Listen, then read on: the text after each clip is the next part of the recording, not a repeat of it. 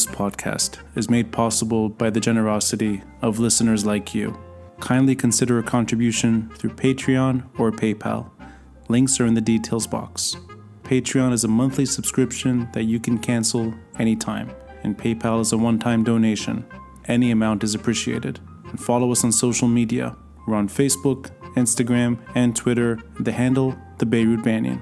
And you can find us on our YouTube channel with the same name, and you can start watching the episodes as they're released. Thank you for listening, and thank you for watching. I'm Ronnie Shatah, and this is the Beirut Banyan.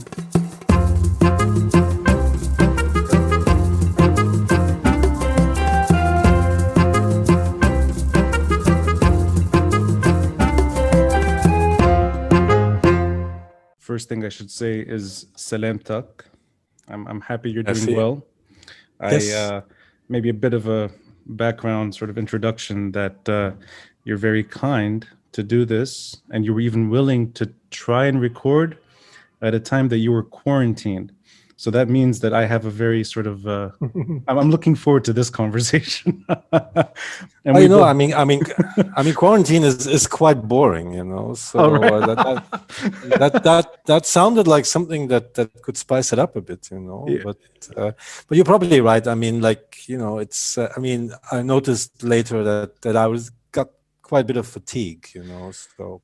And then I would have said maybe it's unfair in case you wanted to get a point across and sort of you start sweating and fall asleep. I'm like, that would be my fault. I should wait a bit. So, but I'm glad within days. Wasn't that bad? It was. That's good to hear. I'm glad you're fine. That's hamshi. You're doing fine. And I'm in a way I'm honored that you're willing to explore terrain that at times is rather sensitive in the Lebanese context. Mm-hmm. And sure. I read the ICG report that came out. It was early November, if I'm not mistaken, November 10, if I got that date correct. No. It's just there were several, right? So there was that right. One. There was one before in July. Mm-hmm. Shorter papers in between. Yeah. So we have done quite a bit. You've done a lot, and the most recent one. I hope I got this right. This is the one that avoiding polarization in Lebanon. Yes, that's the one that's early November. And yes. I think it's sort of, it speaks to the moment that there is a rift, if you will, in terms of how to address a rather complicated subject, at least in terms of economic reform, political reform. And I'm going to link the report to the episode, so anyone listening, it's in the details box. I want to emphasize that this is perhaps at times friendly disagreement on certain things, and I look forward to these conversations. I've done a few of them. It's great to find those sort of areas of common understanding, and then flush out what may be disagreements or may not, maybe misunderstandings. Sure. So if you don't mind, we can sort of jump right into it and sort of address the elephant in the room. And the elephant in the room is, for better or worse, Hezbollah. And that's the sort of, I know the report touches on many things, and it kind of offers a deep dive into how Lebanon reached where it is right now. But the issue of Hezbollah's weapons, or addressing those weapons, does come up, at least in terms of how to tackle all of the above, meaning the economic crisis, financial crisis, and the political crisis that has engulfed us.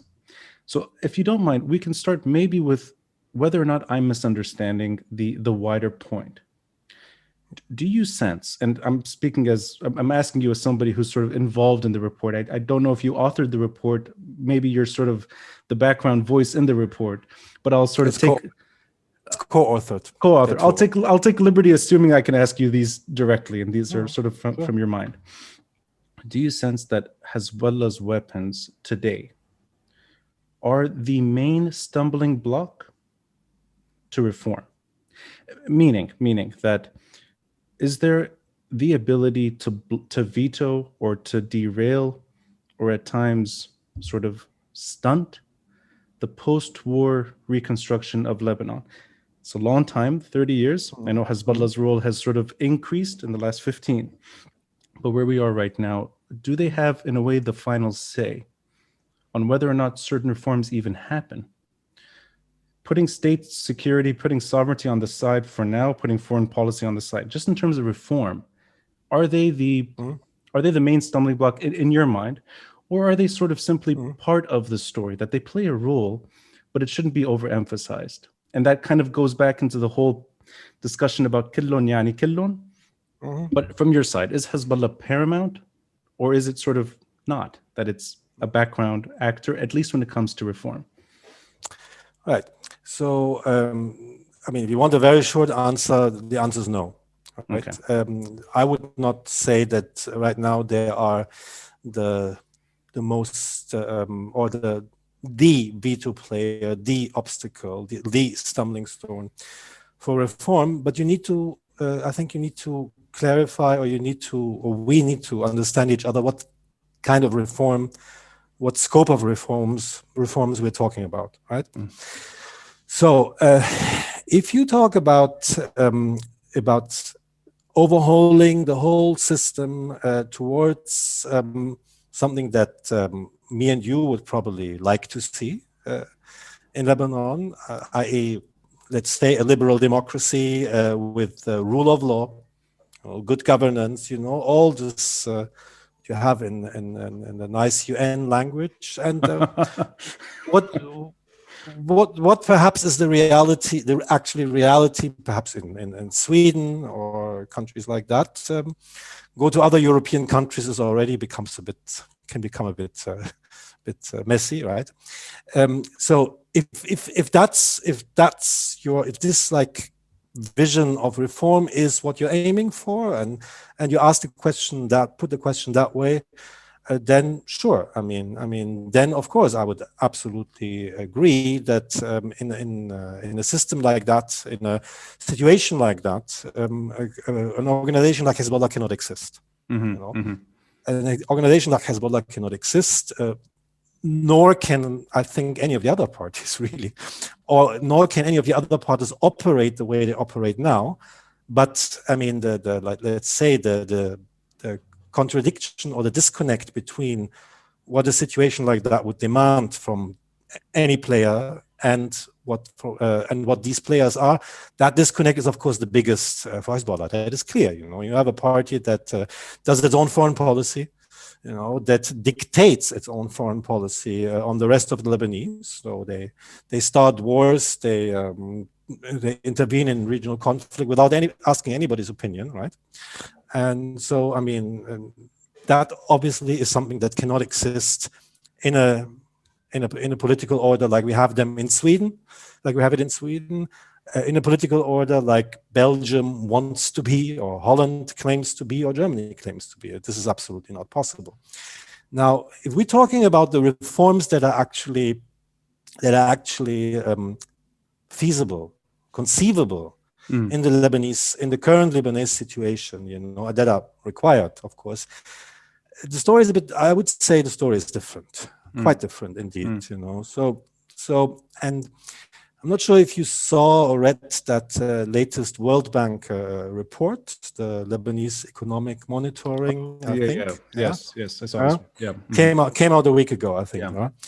And the interesting part is in that report, you have they say, well, there are these two scenarios, let's say, these two dimensions of reform. And one is this complete overhaul of the system, implementing Ta'if, the whole story. And the second one is basically try to work around the current system, with the current players, do something feasible, right? Yes. So and then we were talking about something like the famous audit of BDL, so that we can actually come to the point where we know how big the losses are in the financial system, so that you can actually fix the financial system. Yes, because we can't have an economy without banks. Quite simple, Sure. Yeah. And you can't do that unless you clean up the central bank. That's one example. We'd have to think about how to reach a point where the state can fund its budget without printing money, right? Yeah. And without borrowing excessively, because nobody will will lend Lebanese anymore, and so on. So some very basic things, procurement laws, procurement practices to reduce the scope of corruption. I mean, you cannot root it out, in short. So things like that, like a pretty clear set of measures, which I would argue are quite achievable. They are possible to do in the current situation, but they threaten the political model, the political modus operandi of Right. the existing parties. Yes. And when it comes to those reforms, I don't think Hezbollah is a problem. You know, I don't think they. I mean, the problem are the allies. If anything, it's the allies of Hezbollah. And the problem is that Hezbollah cannot afford to see its partners, Amal and the FPM, basically fall apart. And it's quite. And the question is, if you do these reforms, these procurement reforms, if you really reduce the scope for clientelism, can the allies of Hezbollah survive? And if they don't survive, then where does that leave the party? So there it becomes complicated, and they would say, I think there one should have a discussion with them, you know, and I know these discussions have happened internally, and maybe they're still happening about, you know, is it really should we really cover up for all these corrupt practices because we need these people, you know, and so that is a long discussion, but it's a discussion that would include all the other parties as well. In my mind, I see it very hard to achieve something that's long term. And I know you pointed at that Hezbollah may not be so opposed to small reform, and that may not even be of their concern per se, that they're fine with it. But at least in terms of something that sticks, so that Lebanon does not sort of endlessly get itself tied into regional war and regional conflict and where we are right now. And maybe just you can gauge my mind on that, and whether or not I'm even asking it the right way, at least when it comes to the issue of weapons, and why you would argue that it should be on the back burner, at least for now. Okay, so first of all, now, I mean, of course, the existence of these weapons is damaging. There's no question about it, you know, and at least the perception of some regional players that these weapons are in the service of the Iranians, of a service of an Iranian hegemonic project, if you want to call it that, that is damaging, you know. I mean, Lebanon cannot live, I think, economically speaking, Lebanon cannot live, or at least loses a lot economically, if economic relations to the Gulf are severed. You know, if the Gulf, there's a cost to that. Absolutely, there's no question about that.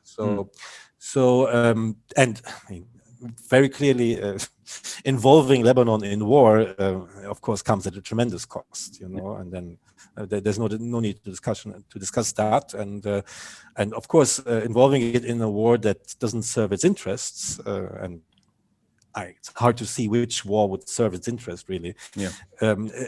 All of this is tremendously damaging. The question is, can we do something about it at this particular point?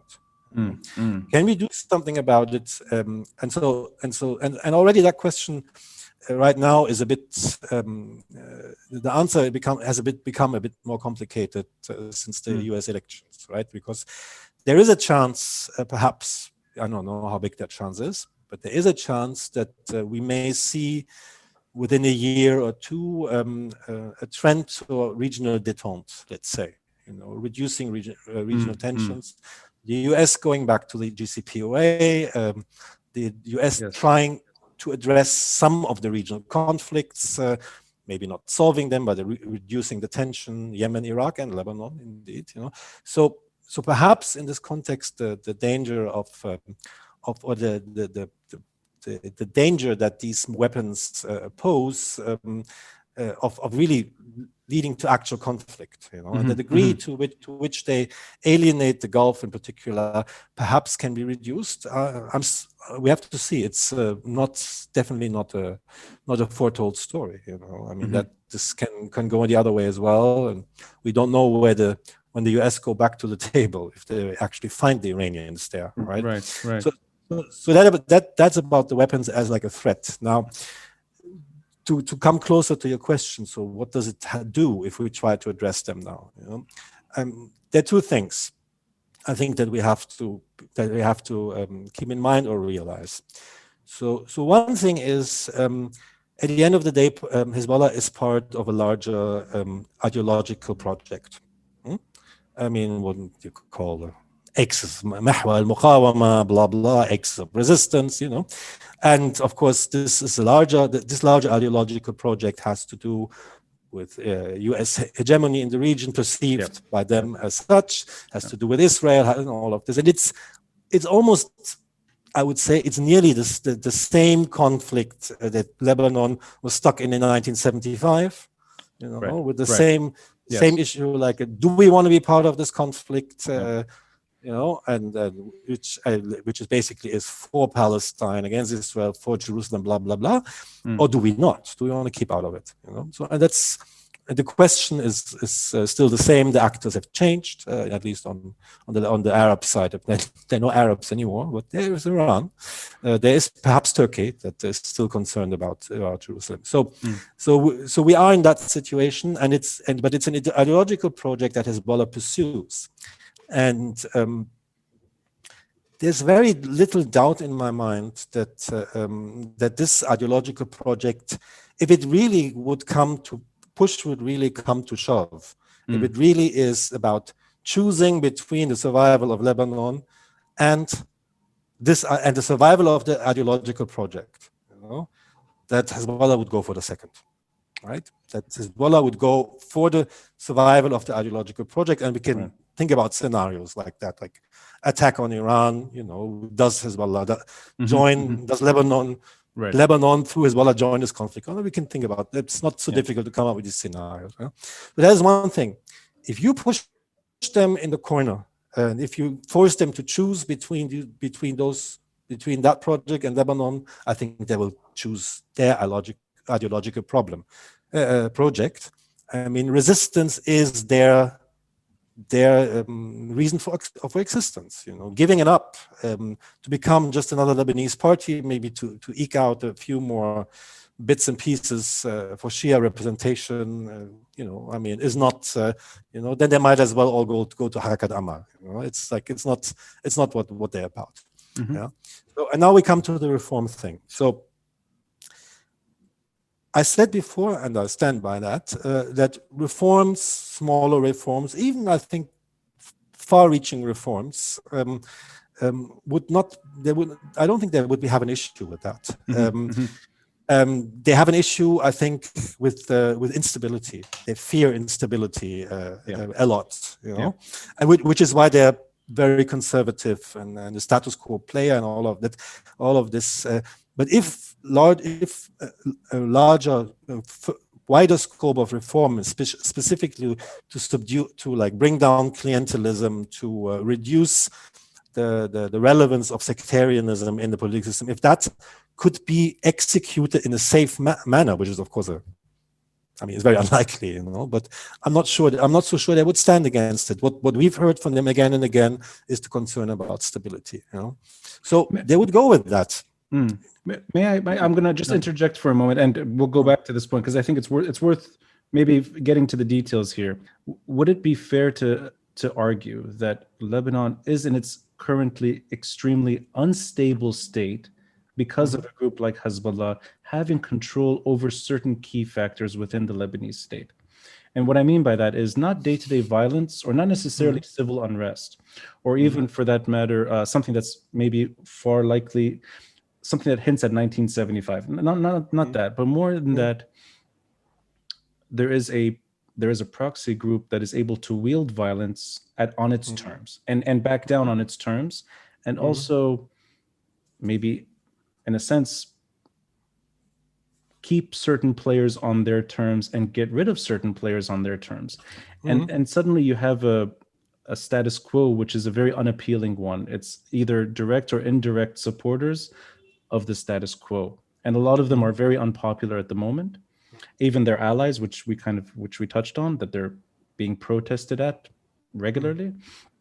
But I mean it in terms of that this is not necessarily a stable situation, that Hezbollah has created its version of stability, which is perhaps an unappealing status quo to those that would rather have a functioning state. And I'm keeping it very broad here because there's years and years of examples here, but I mean it just in that, is this really the stability that we want, and whether or not it's on Hezbollah's terms? Well, it's not stability at all, but I mean, it's not, I mean, clearly not. But the question is, I mean, I would throw the question back at you. I mean, who has created the situation exactly? I mean, is it Hezbollah that has created the situation? I mean, so, I mean, who, like, if we're talking about the immediate threats that and that this is what concerns us, because we are, in the end, we are a conflict prevention organization. Right. Yeah. Also, Yeah. so I mean, we care first of all that people don't kill each other and don't shoot at each other, right? So I mean, the immediate threat right now that I see is, and that we see, I mean, it says so in that briefing, is state collapse or state erosion. Collapse sounds dramatic. I think state erosion is probably, or decomposition or whatever, is maybe the better term. And that is simply happening because the state cannot pay its employees. Very simple. I mean, so right now we are in a situation where a soldier or a policeman earns the equivalent of $200 a month by the black market rate, or less, or $150, $200. It's not doesn't mean that that these people have lost 70 or 75% of their real purchase power, because not everything has been adjusted to the black market rate of the dollar, but at least 50%, I think we can say they have lost, and we waiting for the day when they're going to lift the subsidies for gas and wheat and farm and medicine, and then that loss will really become 80%, so the state cannot pay its employees anymore, or it cannot no longer pay a living wage, right? And that includes, of course, the security forces. So yes. what are these people? What are these people going to do? I mean, they need a second income, right? They need a second income, or a second paymaster. So and this will happen, and in all branches of the state. Just the security sector is, of course, the most alarming one. I mean, if the whatever, Sijil Aqari doesn't work anymore, if people don't show up anymore there, right? I mean, and if at the Nufus there's nobody there and you have to wait forever to get your Haraj aid, it's annoying, But this sounds like personal I can see it that you've had to do with this as well. Yeah. I think all of us know what that feels like. Yeah. Actually, the Lebanese bureaucracy, I find, works reasonably well. Okay, good. Yeah. maybe it's because when they see a white face, they're not asking for a bribe, and if they see a Lebanese, they do. I don't know, but no, it doesn't matter. But that is, I mean, these things are annoying, but not, maybe at least for a while, not crucial. But security, and I mean, think about other, I mean, the whole medical system, they're like crucial sectors that will stop working, because simply these people can't be paid anymore, and so that is the what concerns us right now, primarily, So who has created the situation? Hezbollah? Who has created the disaster in the banking system? Hezbollah alone, Hezbollah's weapons? That's not the reason behind the financial engineering, right? So, and if we're talking about, we extend that for the longer term, the 40 years or 30 years since 1990, the economic model that was created in 1990, in the long run, has led us to where we are now. This model was created by Rafiq al-Hariri, okay, and not, of course, not him alone, but he was the father, if you want, of that system, and it went bankrupt several times, right, before 2016 or 19, So we reached 200% debt to GDP ratio for the first time, I believe, in 2000, and then you had Paris 1, Paris 2, Paris 3, and this has been going on for 30 years. Hezbollah at some point entered that game, right? And at some point they started getting involved more and more, and they sometimes, at some point they started, I mean, they always backed up parties that were deeply in the game, like Amal. So you cannot say, oh, they only entered 2016, so they're like as wide as, no, of course not, Yeah. But this whole order this unstable order was created in 1990 in the post-war by a system that's basically, or by the attempt to rebuild the Lebanese state together with the warlords, and together with the warlords and a party that kept its weapons, But I mean, like everybody, like all political forces in the end, in one way or another, participated and benefited from all of this, and all of this has brought us to where we are now. So to say that the current instability goes back to the arms of Hezbollah, I think is not accurate. So if you want. No, I'd like. I mean, this is, I think, worth maybe a healthy exchange. But I mean, I won't. I'll try not to drift too far from the report. But I'll sort of address it as it sort of fits naturally. And I think actually that's why I enjoyed reading this report. It's a reminder of the long view. It goes back 30 years. It actually goes back even further. But I like that it's almost a step-by-step analysis of what's at stake. So I appreciate the length of it. It gets you towards the end of state erosion and state decomposition at the end. So it's sort of like this is how we got here. It's one of our shorter ones. It's one of our shorter formats. Well, you know what? I finished it. I read it several times. Maybe that's why I got away with it. I was like, oh, this is short enough to read a few times. But that's flattering. And I'll push back appropriately, and you tell me if there's agreement or disagreement here. I would put Hezbollah as primary to the breakdown, meaning not the last 3 years, not the financial engineering, not the stuff that has become common lexicon, and the economic all those interest rates that we saw skyrocketing, all the Ponzi-like scheming that we talk about it on a daily basis. Not that, more in that, I mean, Hezbollah has assassinated many Lebanese officials, and they've been directly accused of Rafiq Haridi's death. So they've been instrumental in the political, in implementing a level of violence within the political scene in Lebanon. That I think is not something that can easily be shelved, and they played a primary role in targeting politicians that see otherwise. That's one, and the other one is that their involvement in war. And I'm not saying Hezbollah is the reason why every conflict has sort of impacted Lebanon. But at the end of the day, the Syrian war did take its toll on Lebanon. And I think, and you tell me if this is a fair analysis, their ability to help preserve a very unstable situation in Syria has consequences to Lebanon, and economic consequences as well. It's not just fighting on behalf of Assad. Add to that the tourism industry. I mean, it's almost, we take it for granted now that Lebanon has every so often we're waiting for another war. And I think it's sort of, we adjust. It's interesting. I think we adjust to these things. It's almost every few years, when is the next war with Israel? And when is the next war with Israel? In 1996, that war was devastating. 2006, even more so. And 2006, I think the report sort of touches on this, that there was division at that point, whether or not this is something that Lebanon can cope with. So that has its long-term devastating effects.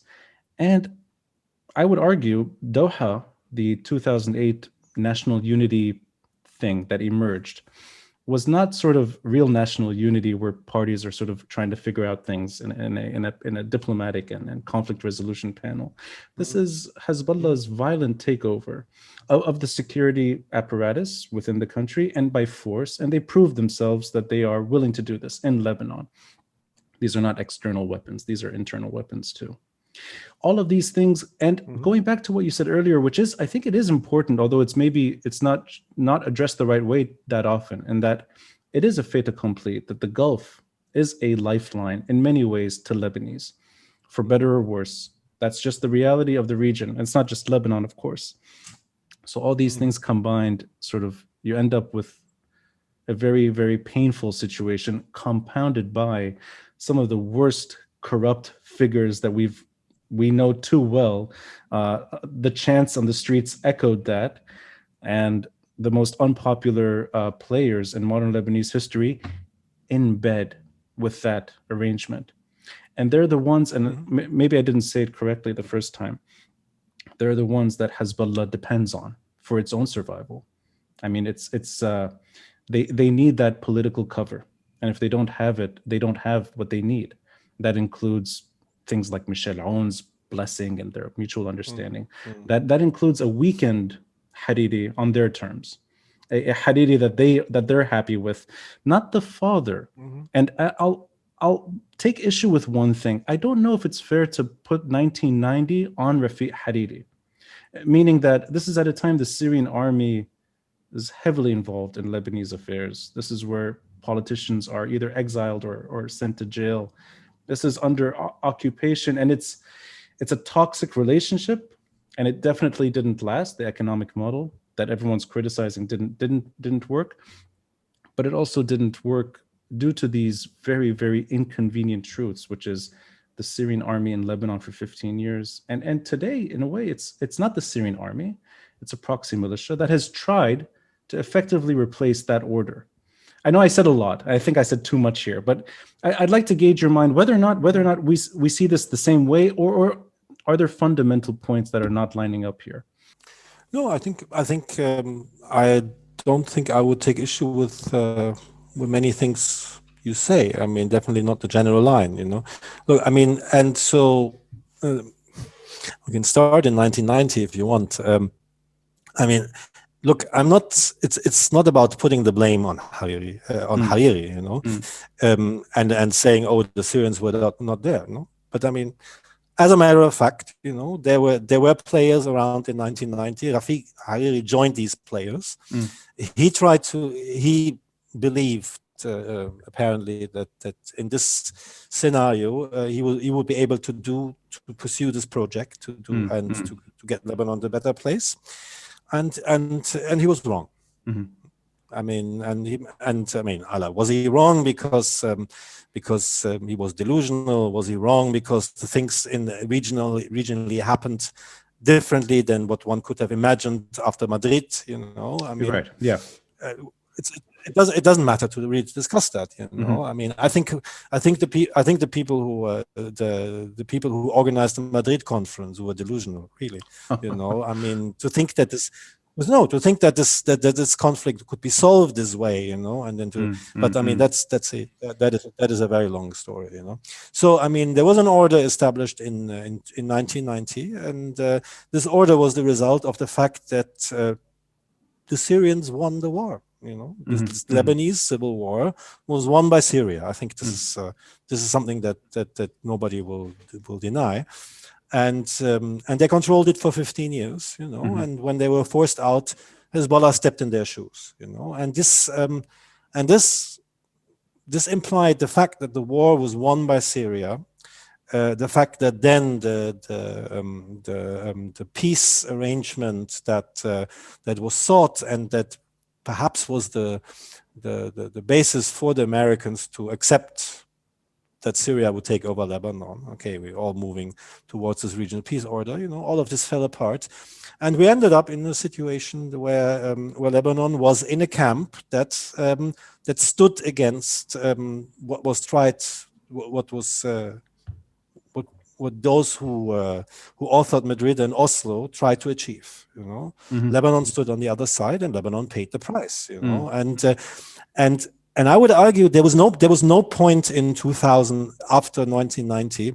There was not really a point in those 30 years where it was possible to reverse that situation or to reverse that decision.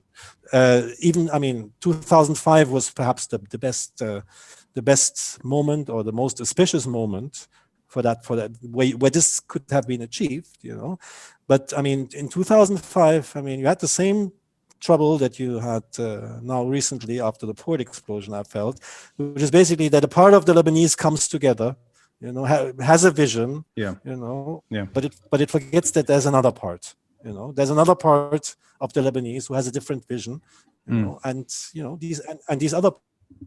this other part is there and it doesn't go away, and it has the weapons, of course, Right. So I don't think anywhere in these 30 years there was the chance to do this, to reverse this outcome of the civil war that put Lebanon in that camp, because there was nobody because that would have required like upsetting or reversing the result of the war would simply require another war. It's as simple as that. It's as simple as that. And we've seen between 2005 and 2008, which you mentioned, the attempt to achieve that reversal with political means. And we found that that is not possible. And we found out that those in the US and the Europeans partly too, those who basically encouraged the Lebanese who wanted to change Lebanon's position in this arrangement of powers, who wanted to reduce the or wanted to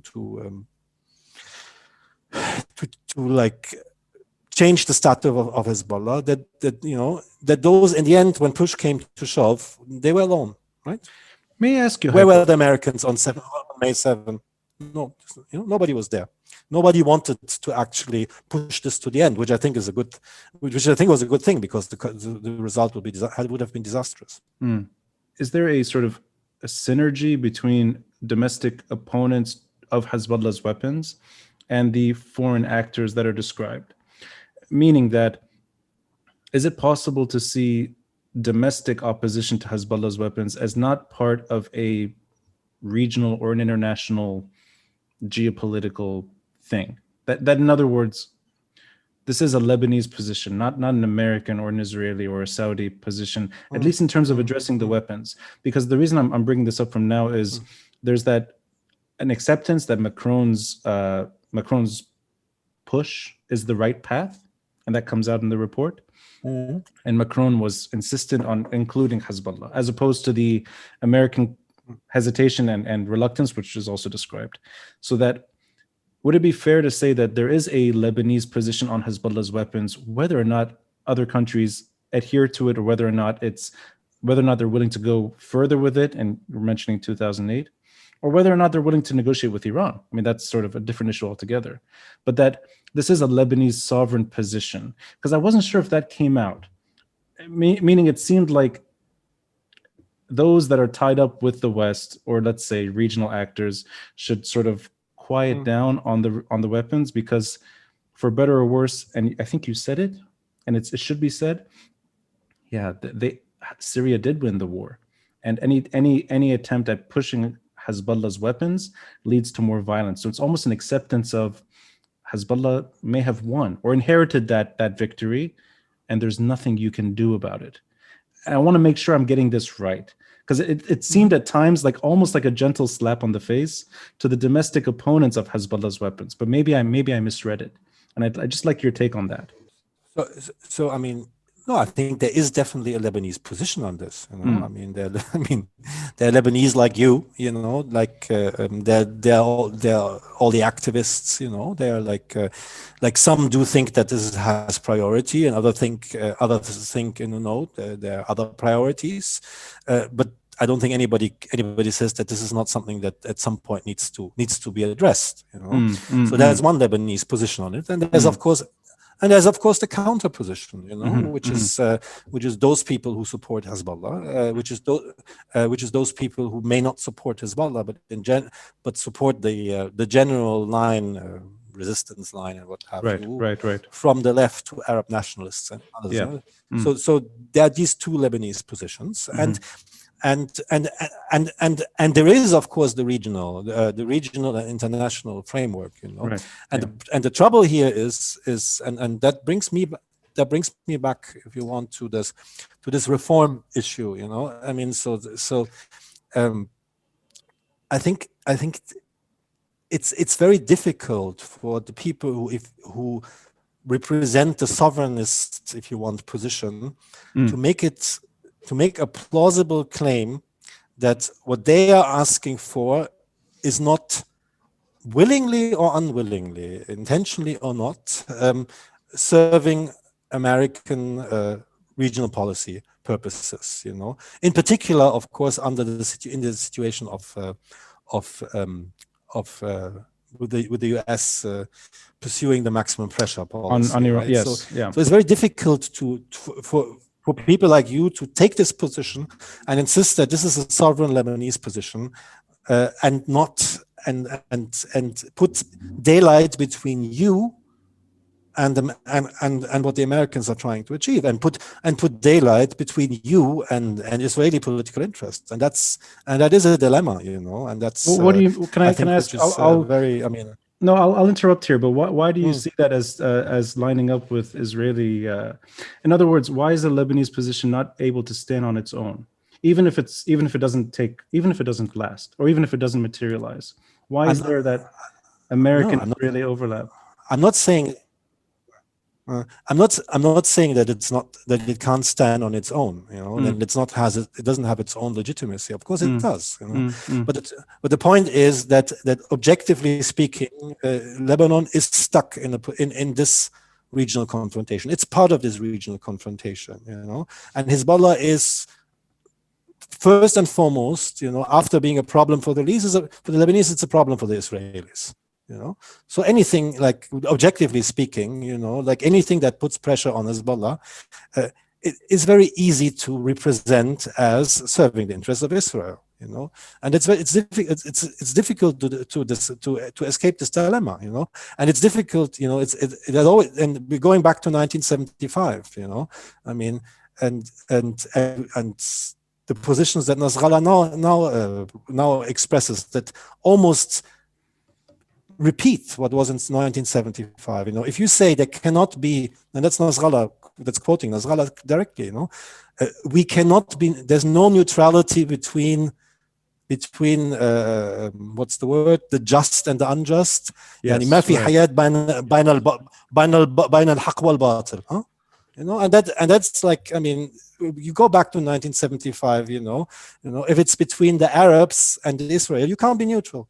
There is no such thing as neutrality. This is you're stuck in that same dilemma, like if there is this regional conflict is going on, you want this, you have these demands to Hezbollah, you have an issue with these weapons because of purely Lebanese interests and concerns, but it's very difficult to I would say it's impossible to convince your partners in the country, the other side, the other part of the Lebanese who are 40%, 50%, I don't know, to convince this other part that this is not serving the purpose of the enemy. But that, okay, and but in that narrative, which let's say yes, talking to a Hezbollah soldier or very sort of long-term supporter, with or without any conflict, that this is sort of but not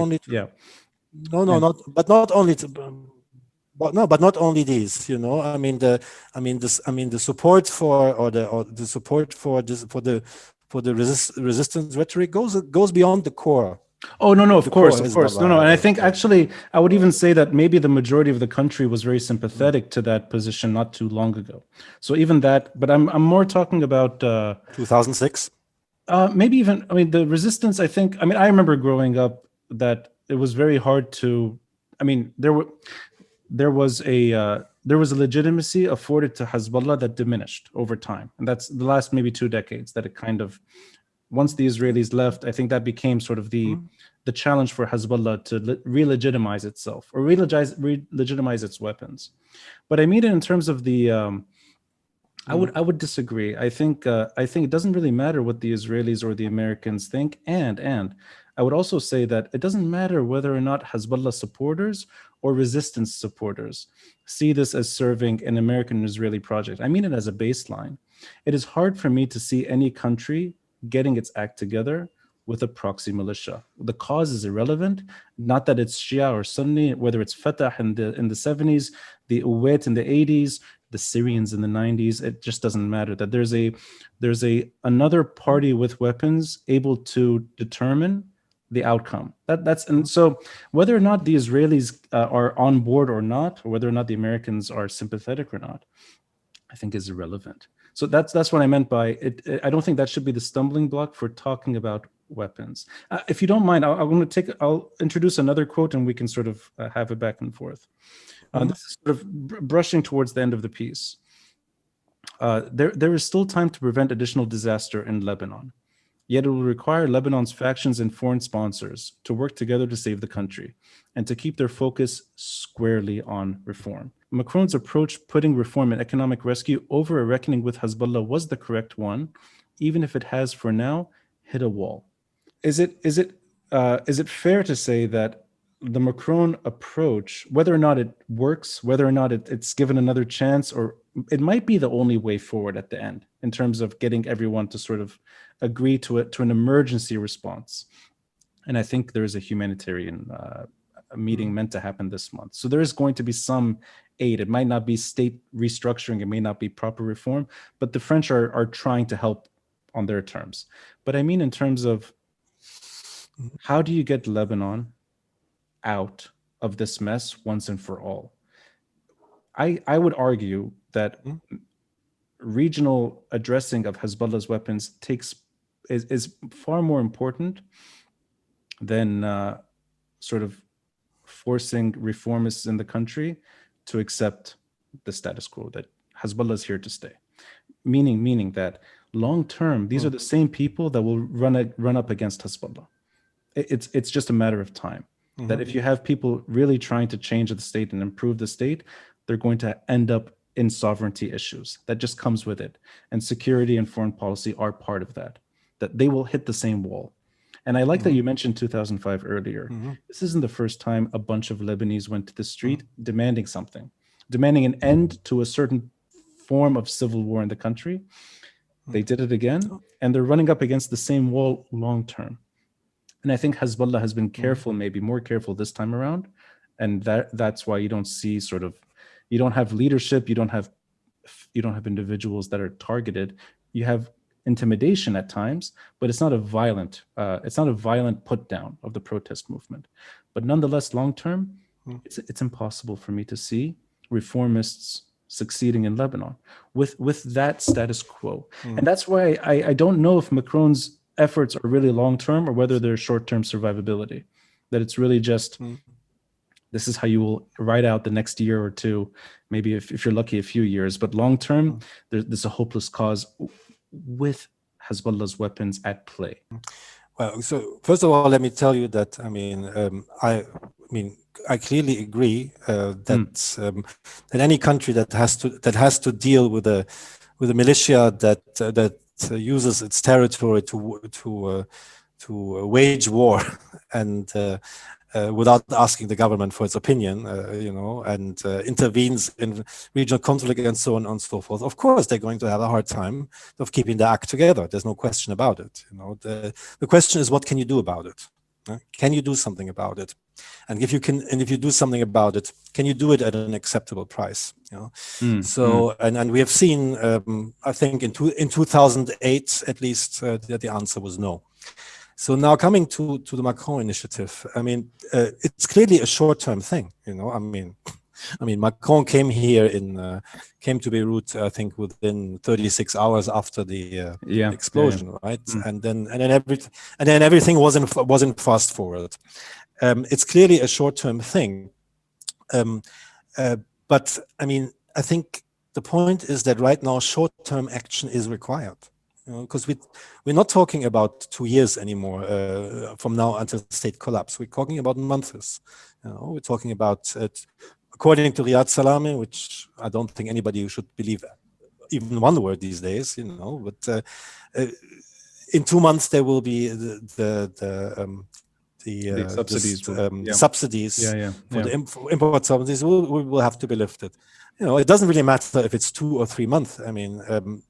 Something has to start right now, because whatever is done right now will, of course, take months to fruition. So if you start now talking to the IMF, then maybe money comes in the summer. I don't know how long these things takes, but not 2 months.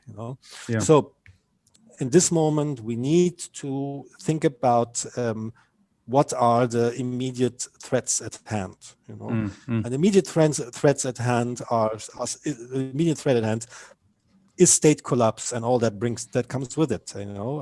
Starting from security deterioration, going to famine, and I don't use that word lightly. But there are more and more people using it, and I think rightly so. So this is what we have to think about. And just as a footnote, I mean, so the conference now is only about humanitarian aid that is going on now. You know, right. The clear position is Lebanon will get humanitarian aid, and maybe by an expanded concept of humanitarian aid that involves, I mean, that definitely goes beyond food parcels, you know, but there will be no structural reform package, and there will be no reform package to fix the financial sector and get the economy back on its feet without these reforms, you know. So that's the approach. That's the approach. Now, I think the question. So, I mean, will you in 5, 6, 7, 10 years, whenever the situation has been stabilized a bit, will people like you or activists, you know, like reformists, you know, people who are now trying to put together these parties, these non-sectarian, non-status quo parties, and trying to get into parliament, will they not run up against Hezbollah again and those sovereignty questions? Of course they will. Yeah, of course they will. There's no question that I mean, as you said, you know, I mean, it's, I mean, if our target line, if it's where we want to go, to reach at some point is Belgium, let's say, you know, or Holland, you know, and even if we know that we won't reach there in 50 years, you know, but I mean, it's clear that you know, these parties are a problem on the way, and Hezbollah is a bigger problem than the other parties, and is a problem of a different quality than the other parties. So yes, you will have to deal with that, you know, but I mean, but again, the question is, how are you going to deal with it, you know? I mean, you will have to face, I think in 10 years, you may still have the same ideological opponent there, you know, and you might be in the same dilemma, you know, like, I mean, unless everything in the Middle East now develops towards detente, you know, you get an agreement between Saudi and Iran, you know, you establish a new regional order over the next 10 years, you know, then maybe the reason to exist, the raison d'être for Hezbollah disappears. You know, maybe then the party changes, you know, if this regional confrontation does not exist anymore. But I mean, so but I appreciate. we're talking about 10 years. The question is how Lebanon survives the next year, the next 1 or 2 years. Right. No, but I appreciate that. So it's really an immediate strategy. It's not one necessarily meant to stabilize Lebanon long term. It's meant to just address I agree with these words sound harsh, but they're real. The potential, the threat of famine, the dire economic need. The point is really that this briefing that we talked about a lot now, this was conceived immediately after the port blast, you know, and it was conceived after the port blast, right? And where we saw, I mean, within like hours, a discourse building up that basically went from that to, this was Hezbollah. You know, I remember somebody writing on Twitter, you know, these are the thermobaric weapons of Hezbollah blowing up. I don't even know what thermobaric weapons are, you know, and you know, people were writing this without any basis in fact, you know, and then it went over to sometimes you know, like statements that I would qualify as anti-Shiite, not anti-Hezbollah, but anti-Shiite bigotry, you know. I mean, there's this nasty stuff out there, which I know where it comes from, you know, but I mean, it's not about justifying things. And it's about, in that moment, our thinking was, okay, if this becomes a trend, you know, then we're going back to 2007. Right? We're going back to the similar kind of confrontation, polarization of 2007. What does this do to the already slim chances of reform? You know, what does this do to the system? You know, and our concern was, and the concern still is, you know, is that it will actually bring a political system that is already barely functioning to the point of complete collapse. You know, before the state collapses, the political system collapses. You know, that was the concern of this that's behind this piece of this contribution that we made. You know, like how we get out of the situation. And I think, you know, this thing was published on, I don't know, November 10. You know, I think, I mean, so far, what has happened bears this out, I believe. I mean, I don't think we are wrong with our predictions, and I don't think we are wrong with our concerns. And I think this is where we're going. And we're reaching to the point, and I wanted to make that point before. This like this question about, we mentioned this earlier. So, to what extent, what level of reform, or what scope of reform will a player like Hezbollah accept? And I believe it is very much depending on if this kind of reform can be credibly presented as something that's as steps that are undertaken to help the Lebanese, to prevent collapse, to help the Lebanon to access money, like IMF money, for instance. Right. If it can be credibly presented as that, and the demands that are being made on the Lebanese, audit and what have you, can be credibly presented as steps that are necessary, which they are. There's no question about it. Steps that are necessary to reach that point where the outside can help. It's very clear that if you don't have an audit of the central bank, you can't send money into the system. There's no question about it. So. But the trouble is that with the rhetoric that we have been hearing from the Americans since then, and not only the rhetoric, but what they did actually, sanctions, the sanctions against Finianos and Khalil, right in the middle of the 2 weeks that what's his name, Adib had to put together his government. All this creates the impression. This is not about helping Lebanon. It's not about reform. This is about rolling back Hezbollah, marginalizing them, diminishing them. And this is not a reading. The Americans are saying this. They're saying this explicitly. They think that this is an opportunity to roll back Hezbollah. These reforms are an opportunity to roll back Hezbollah. And if this is how the party sees it, put yourself in their shoes. What would you do? You'll not cooperate. Before wrapping it up, and you're very nice. You've given me more than our agreed time, so I really appreciate that. It means a lot to me. As much time as you want. I should get you more often when you're sick. That's just what we should do. Is just talk. No, I'm kidding. I'm kidding. Depends when the movie ends, and then right. I have to put the little guy to. Yeah, I promise you. It's a long movie, though. I promise you a good ending in the near term. No, I want to just. Okay. Before we wrap it up, just one question, because it crossed my mind. I think I saw the same tweets that you're referring to, these very vicious tweets. And a lot of it also was sort of interwoven with fabrications and people making up stories about what they saw. So there was a lot of hysteria and venom. I think all of us sort of saw them, and they were very unappealing, and they were they spoke to the ugliness of what is always there in Lebanese society, and this is real. But I'm going to add to that the port security and port customs and borders and the airport and the sites that Hezbollah depends on for their own weapons. Would it be fair to say that part of the stagnation and part of the mismanagement and part of the ineptitude and the corruption that allows something so dangerous to live in the middle of Beirut for 7 years, that Hezbollah does play a role in at least circumventing what should be state monopoly? That, in other words, this turn a blind eye to dangerous sites, and this is all across the borders, this is also in the port and the airport, that Hezbollah by default makes it harder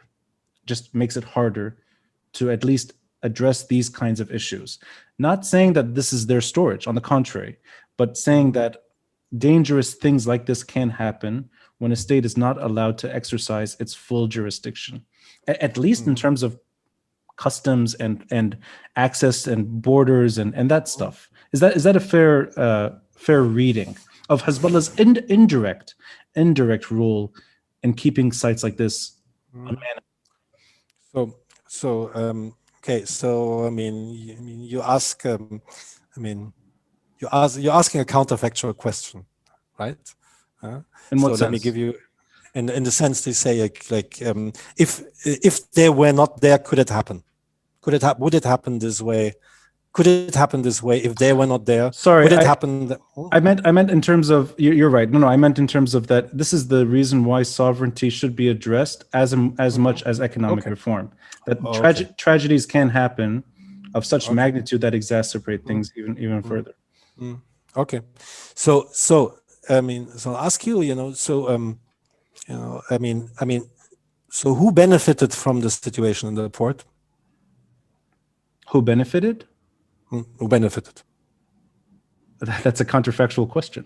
What do you mean? What do you mean by that? No. That's not counterfactual. No, I'm just playing with what you said earlier. What do you mean? No. I didn't understand.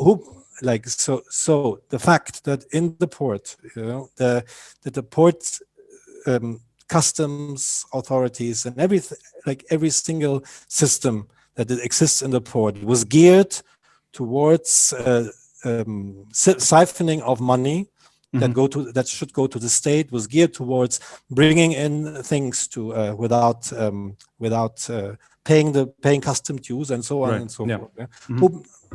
So who benefited from that until August 4th? It's not counterfactual. Oh, I didn't understand the question. I thought you meant post-blast. I thought you meant who benefited from the blast. Oh, sorry. Who benefit from the status quo? I mean, we all know that it happens with the connivance of everybody.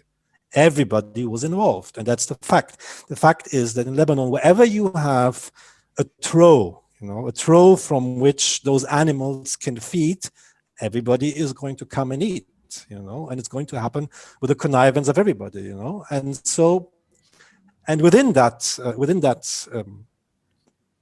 feast, at that trough, everybody does his own thing, and Hezbollah does its own thing.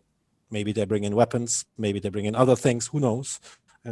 Maybe they don't bring in the weapons to the port, maybe they bring it somewhere else. But what I'm saying is, it's not a problem of, or at least by far not only a problem of state sovereignty. It's a problem of state authority and state autonomy. It's the problem that state institutions have been captured. The state institutions have been captured by political players. They have been captured by the post-1990 political elite, which is for a good part is the wartime warlord elite, right? And Hezbollah is part of that game. They joined it a bit later. Maybe they joined it in different ways, but they joined it like everybody. Now, if you fix, and that's here it comes to the counterfactual part of the question. So if we imagine that the port is fixed, if we imagine that the borders are better controlled, if we imagine that like all kinds of illicit practices are like become more difficult because the state is autonomous, is more like efficient, is more autonomous from political players, and not only the state but also the judiciary, so that if like somebody is caught accepting bribes, that person can actually be sent to jail. Right? Yeah. So if all of this happens, will that make it more difficult for Hezbollah to operate? Of course, it will make it more difficult for to operate. Will it stop them from operating? I don't think so. I mean, a party that brings in, I don't know, like before all the sanctions against Iran, what were the numbers that the Americans were quoting? $750 million or something like that. A party, a player with that kind of revenue stream, even in a country like Belgium or Holland, will find ways to work past the system. It will be more difficult, it will be more expensive, but Hezbollah will still, I believe, would probably still function as it did before. And we're talking here about, and I think we should be clear about this, and I think you would agree, we're talking about the unicorn scenario. This is not going to happen. This is not going to happen. What will be in the best case of scenario is that we can achieve a bit less corruption, a bit more oversight, a bit more accountability, maybe with international involvement. I mean, I think the British and the Germans for years have been helping the Lebanese to improve border security after 2006. What has it done? what is the effect of it? I mean, the amount of staying power and money and persistence that you need to actually turn a situation that is so, like, corruption is so endemic, where everybody really and really kullun yani kullun, is involved and benefits. You'll make small steps towards a better situation, but you won't reach a situation where I said, okay, done with smuggling, done with Hezbollah. No, this is a unicorn scenario. Actually, okay, so I'll use the word unicorn to sort of segue into the final question. I think it's something I really wanted to explore this with you. But just before getting there, I find it hard to see lawlessness and the absence of state authority, whether it's hijacked by that group or whether it's used by any player that's trying to make money through corruption. And the port is a great example of that. I just see it as something that is so fundamental that it's ignoring it is maybe exposing the fact that all that can be done, at least in terms of policy advice, is aim for the near term. I think that's what I'm getting from this, that and fixing the port where that you can't have this situation happen again, that's not what the ethos of this document is. It's really just avoid complete collapse. I think I'm getting that from the piece, right? Yeah. And I would, let's use the word unicorn. I don't know about that. I think Hezbollah has maybe created that unicorn situation. That's why. That's the issue at stake, is that it's reached the point now where you can't talk about their weapons, even among people that are reformists who would like to see an economic plan that it's sensitive. And this is among protesters. This is among many people. It's not just policymakers or think tanks. Or it's sort of it's taken for granted now that talking about Hezbollah changes the story. And I think Hezbollah has created that narrative, that they've created that circumstance where they're shielded. Now, they're shielded in a way that I think is beyond Lebanon's control. I actually think that the answers are not in Lebanon. And I'm going to assume that there's commonality here. Is it worth, whether it's an ICG sort of document or whether it's anyone's, a diplomat or a think tank or a country or even a network, where something that is radical, the way other conflicts have been resolved, is applied to the Lebanese story, the way countries have been shielded before. And let's go back to the European sort of examples that are very high. I mean, Austria it's built into its constitution. The Soviets and the Americans instilled the idea of neutrality in Austrian foreign policy, and Austria was spared. Austria was spared the Cold War by and large. I think Finland is a sort of similar example, where the Soviets and the Americans more or less agreed that Finland is out. Switzerland does it on its own. We don't have to go that far. But I mean, in terms of figuring out a solution to Hezbollah's weapons that brings the Iranians in, that brings the Saudis in, that brings the Americans, the Russians, everyone, that Lebanon should finally be left alone. Is there anything there, or is that such a lofty goal that should be thrown out the window?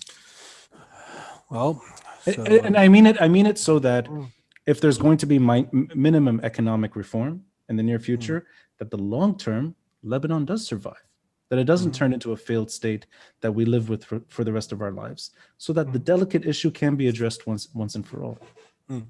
Okay. Just a remark here, you mentioned Finland, I mean, it's quite interesting, that, I mean, if you mentioned Finland as a positive example, and I think that's an accurate evaluation. When I was a kid or a teenager, in Germany, in West Germany, I mean, Finlandization was a bogeyman. It's basically means, it's like pseudo neutrality, but you really have submitted. It's submission to the Soviets. So I mean, it's maybe an interesting example.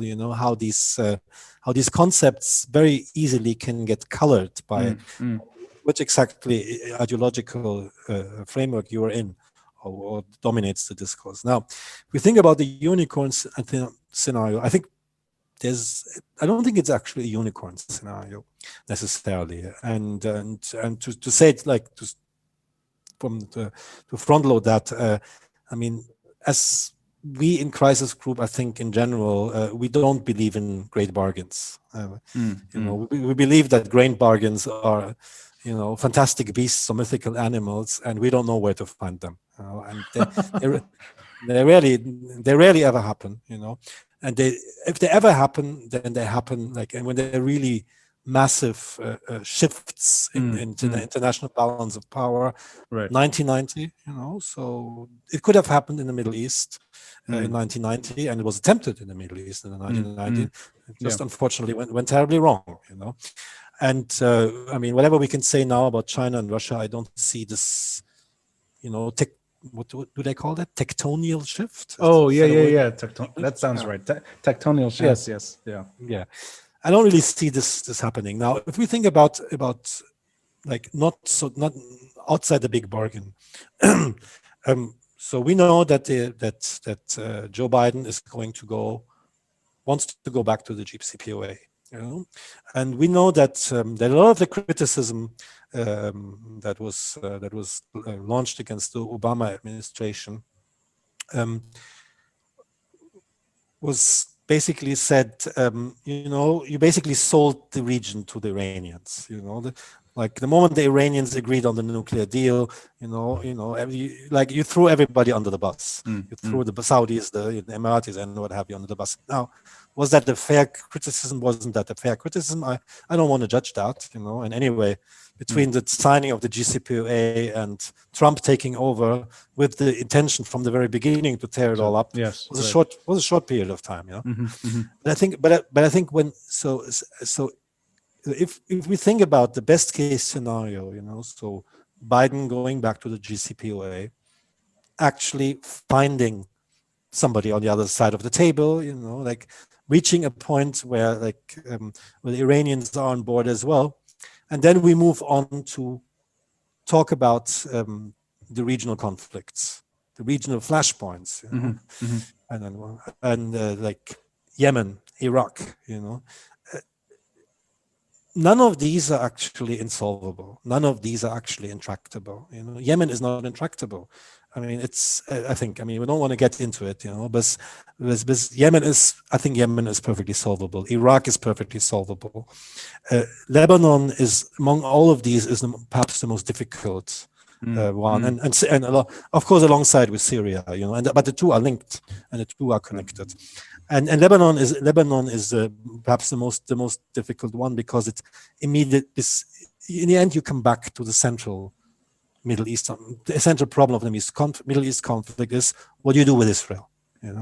What do you do with the position of Israel? What do you do with those who still reject the existence of Israel, even not even talk about its regional ambitions, what have you? And I think we need. We need to accept that there's no quick solution to this problem. We need to accept that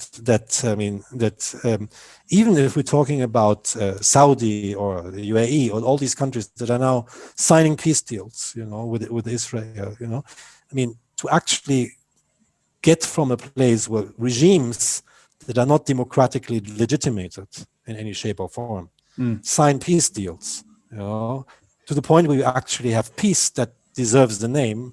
It's a generational project, maybe more than 2 generations. I live in Egypt. Egypt signed this, when they signed the peace agreement. Jordan signed the peace agreement, you find the most vile anti-Semitism and hatred to Israel in Jordan these days, So it's not only about which states sign up to this and are not, but to reach that point, I think we need to accept that it's a generational project at least, So can we find a situation where the danger of an actual conflict between these state actors can be reduced? And I think this is possible. And I like that wider sort of perspective on all the conflicts that have they're interwoven at the moment, and some are easier to fix and some are not. But it would be fantastic to be able to survive this part of the world and not have to worry about every conflict finding its way into the Lebanese story, and that includes the Arab-Israeli conflict.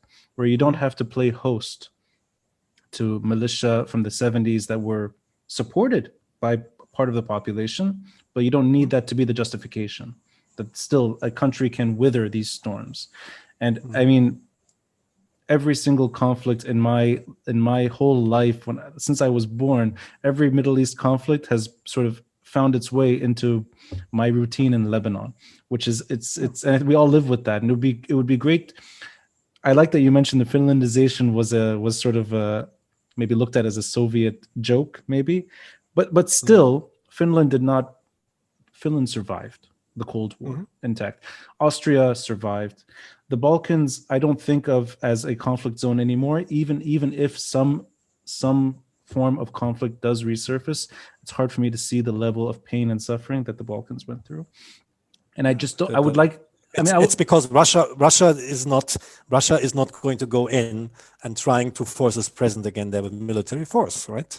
You know, would if they were to decide, if Russia were to decide that they want to reverse what happened in the Balkans in the 1990s when they were weak and when they accepted Dayton and when they accepted that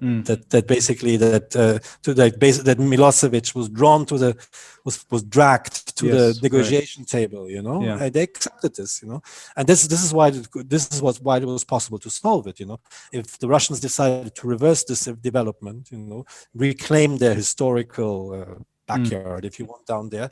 I think I'm not sure what's going to happen. I don't see them doing this. You know, I mean, they have bigger fish to fry more nearby. You know, but I mean, the point is, in the Balkans is a great example. You know, like I mean, you can arrange things and live in shared misery of of the kind of misery that you can deal with. You know, without the danger of conflict. Right. If the big guys are no longer interested in playing in your backyard. Yeah, and I think that's really what I was getting at. Is it would be great to be able to have that life experience at some point in the near future. Sure. You're very kind with your time, and Ahamshi, you're fine post-COVID, testing negative, and I really appreciate. Thank you. I really appreciate the being able to flush out these areas of potential disagreement and friction. I actually like getting to the bottom of these issues, and I'm going to include the report as I said earlier, and I recommend anyone who's curious about the long view to check it out, and every other report that's been featured on your website. The one, artwork. Well, I would say read the one before too. You know, okay. Because the one before is older, but it's much longer. That actually tries to present the more long-term vision, you know, and it's not far from what a guy who's a friend of mine, who's I guess you're also friend with or know, Faisal Itani. Of course, yeah. No, actually, I know him well. I even wrote a piece for his think tank not too long ago. Exactly. Yeah. So it's not far from the idea that Faisal has described as, you know, this gradual approach, you know, like for like non-status quo parties, reformers, you know, like gain representation in parliament, start changing the way these games are played, you know, like right now you have a situation that, you know, when something like a situation like it existed in the port, there's not a single political player who has any interest to change anything about it, right? Because everybody benefits, you know. You bring in one political player who is not part of it and doesn't want to be part of it, you know. Unlike the FPM, who came with this big anti-corruption agenda only for the purpose of gaining a slice of the pie of corruption, right? You know. But if you have a block in parliament of 10, 15 MPs who have the access that you get in parliament, who can actually make law proposals, you know, who can take things, if there are 10 of them, can take things to the Constitutional Council once it's operational. I'm not sure if it is right now. Good question. Huh? You know, no, but it changes the game. You know, it changes the game, and I think another thing that people like you and if you want that piece of advice, if you're interested in, I think what people like you who try to find a way out of this, and try to confront Hezbollah about these weapons, is I think is an argument you can make is like, we want to have a voice, we want to be asked. You are doing foreign policy on our behalf, and you're not asking our opinion. I think this is a ground to stand on, to say, like, this is we have a problem with this. We want to be consulted about this. You have a policy of deterrence versus Israel. You have a policy of this, one of these, that. You never ask anybody's opinion at any point.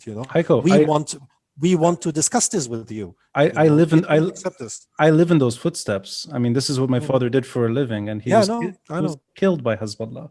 So that's part of my problem, is that I try to keep that. I appreciate that advice, and I think that is the right way forward. And I think the last thing anyone should bet on is either external arms doing your work for you, and violence should not be an issue, should not even be on the table. I don't think violence can solve this conflict. And I also think that a regional solution is, for better or worse, it's the only way out. I don't think Hezbollah, and you mentioned this earlier, which I appreciated at the beginning, its priority is not necessarily the Lebanese state. And if that state is to be reborn at some point, the way I think a lot of us would like to see it, Hezbollah would choose its own sort of raison d'etre. And that's going to lead to conflict with anyone who enters the halls of power in Lebanon. Reformists or sectarian politicians, or anyone that's trying to advance that long-term goal. But I think that I'm going to include that other piece. I'm going to include it in the episode, the one right before the November piece, and I'll make sure it's easily accessible. And I really appreciate your time, and I hope we can catch up later. And I keep reading these. As long as you keep them free, I'll keep reading them. So don't never charge, please. I don't. No. Obviously not. No. I'm a loyal reader. No. We are non-commercial, and we like our funding is.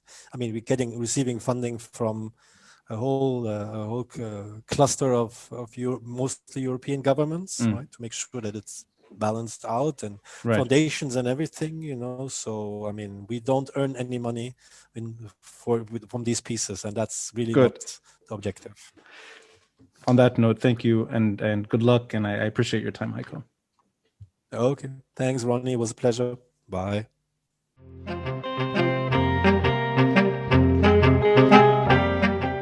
Thanks for listening, and a friendly reminder to help support this podcast by contributing through Patreon or PayPal. All links are in the details box below. Until next time, I'm Ronnie Shatah, and this is the Beirut Banyan.